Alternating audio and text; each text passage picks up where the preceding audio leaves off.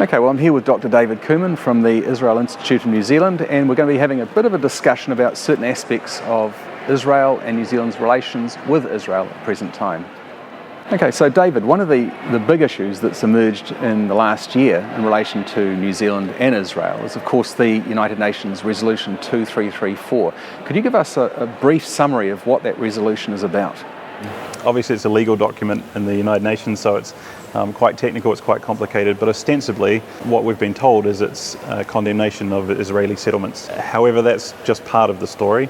There are also clauses in there that talk about the need to stop violence on both sides, and there's clauses about the holiest sites in Judaism and East Jerusalem being part of the Arab-Palestinian state.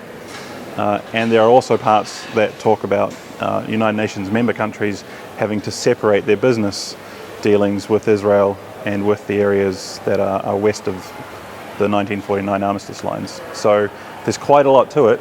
It's not just about settlements, as some people would like to think, and there are a lot of fishhooks in there as well. Right, so it's a far-reaching resolution and it has potentially massive impact for the state of Israel. I suppose for New Zealand audiences, the big question is, how on earth did New Zealand come to play a central role in this resolution? That's a great question. There are only a few people, I think, that would truly understand what went on, but from what we know, New Zealand had won a seat on the Security Council, so there was a lot of lobbying from New Zealand and the Ministry of Foreign Affairs to get the votes in order to get the seat. And while at the Security Council, for a long time, I think Murray McCully in particular, and New Zealand's Foreign Affairs Office, saw it as kind of their mission, if you like, to try and get a resolution on the Israel-Palestinian conflict. And so from the outset, there was this trophy that they wanted to put in the glass cabinet. And 2334 had a lot of ups and downs. In 2015 it was proposed, but the feeling at the time was that the United States public would not accept any resolution like that because it's unfair, it's imbalanced, and the American public understand that Israel is a liberal democratic country that should be an ally and not taken through the UN. And so it was decided that the resolution would be tabled after the US elections. And so that was done during Obama's lame duck period.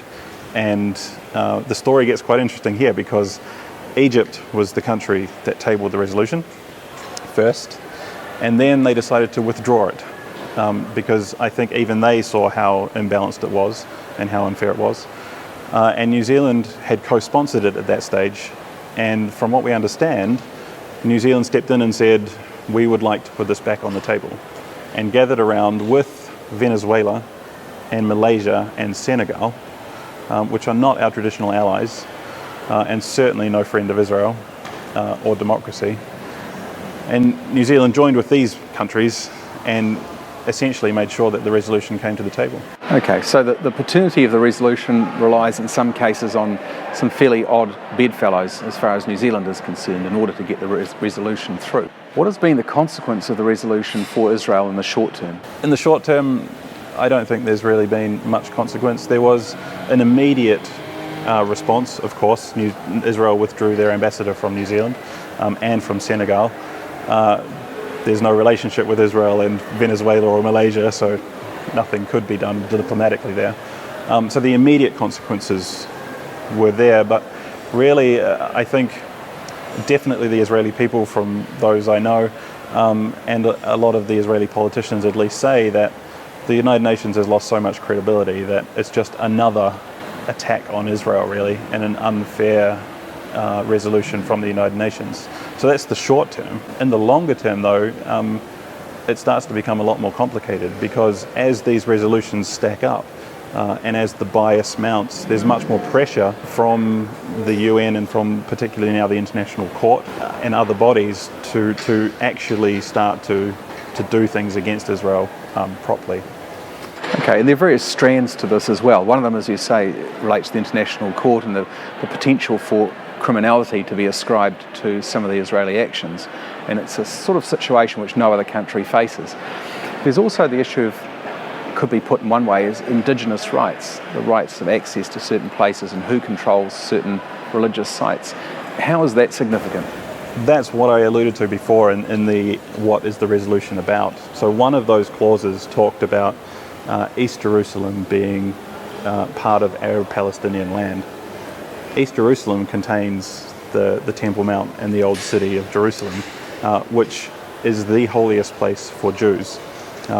We can talk a little bit about the Temple Mount itself, but to say that that site should be under the control of the Arabs is really taking away the Jewish connection, the indigenous connection for millennia to that region. And I don't think there is any other indigenous peoples who have their holiest sites under another's control.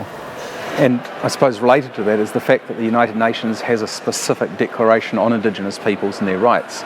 And to some extent, this resolution violates that resolution. So in a sense, the UN's tying itself up in knots here.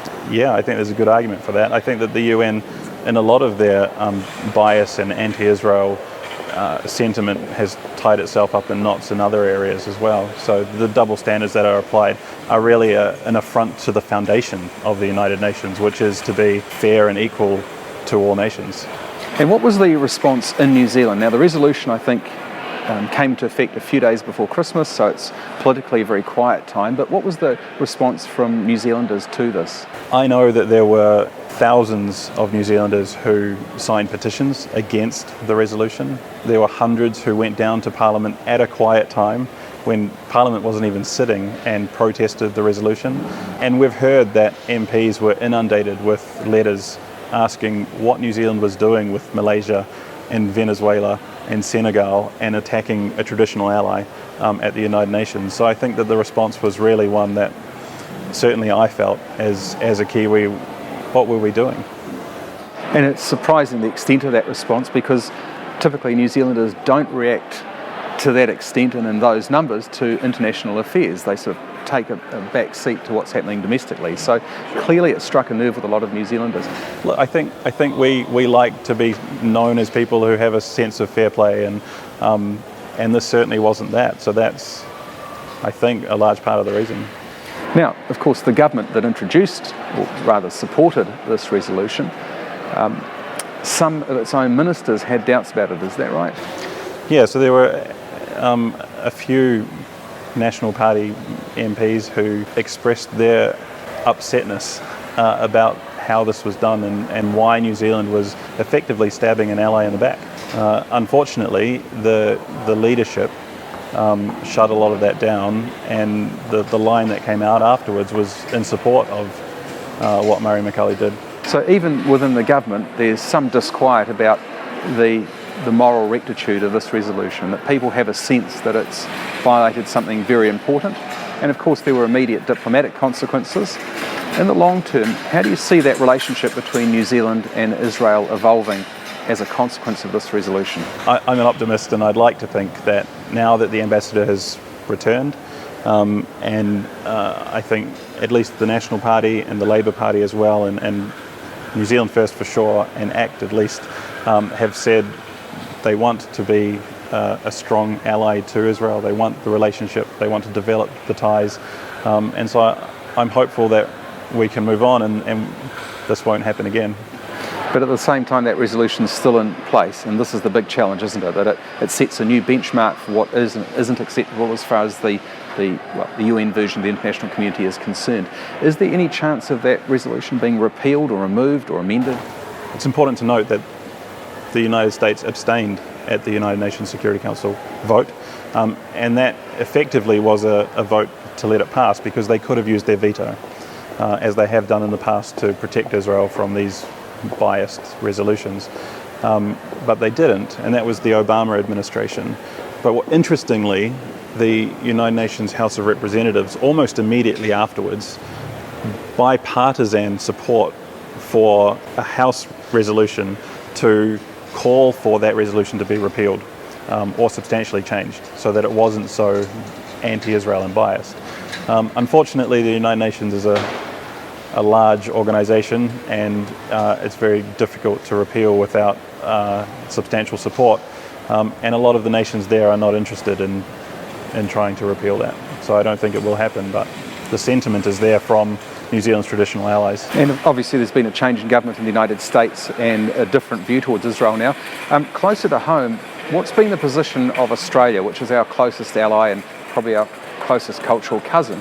What's been their position on the situation with the resolution? So Australia didn't vote, they weren't at the Security Council, and unusually, in a political sense, they spoke out about it. Usually when you don't vote on an issue, there's no reason to speak up, but Julie Bishop, the foreign minister, was outspoken saying that this was a biased resolution, this was not fair, this was not something that they would have endorsed. And the Prime Minister, Malcolm Turnbull, as well, came out and said that he criticised the nations that supported it. And that was really a direct dig at New Zealand, to kind of say, what were you guys doing, what were you thinking? And that's highly unusual, particularly for New Zealand and Australia relations. So would you say that that gives some indication as to how serious the New Zealand action was and how far it veered away from what a lot of Western countries feel is acceptable? Yeah, of course. I think so. And I think you don't need to be a rocket scientist to understand that the resolution was unfair. There are a lot of things in there that we've spoken about already that clearly show it was. The United States House of Representatives, Australia coming out almost straight afterwards, John Kerry gave a speech that the UK Prime Minister condemned, and as a way of showing their regret for voting for it. And to be fair, New Zealand has said that they are sorry for the fallout from the resolution, which in political speak is almost saying that we're sorry that it happened. I think it's pretty clear to everyone that this was unfair. Going back to the point though, the longer term consequences are really what are important, and so making sure it doesn't happen again so that the resolutions don't mount is really the issue. Okay, so there's an election coming up very shortly. Do you see any encouraging signs from any of the New Zealand political parties? Yeah, I think that there are two parties that have really, I think, echoed the sentiment of those people who were really disappointed in New Zealand joining Venezuela and Senegal to pass 2334, and they are New Zealand First and ACT. So New Zealand First actually went as far as asking questions in Parliament of not only why New Zealand was co-sponsoring resolutions with Venezuela and Senegal and Malaysia, but also the process and why this didn't go through Cabinet, for example. And those questions remain to be satisfactorily answered. And ACT came out to say that the co-sponsorship of New Zealand for that resolution was an act of political indiscretion. And David Seymour has been very clear that he sees Israel as a liberal democratic nation like us, and we should be an ally to it.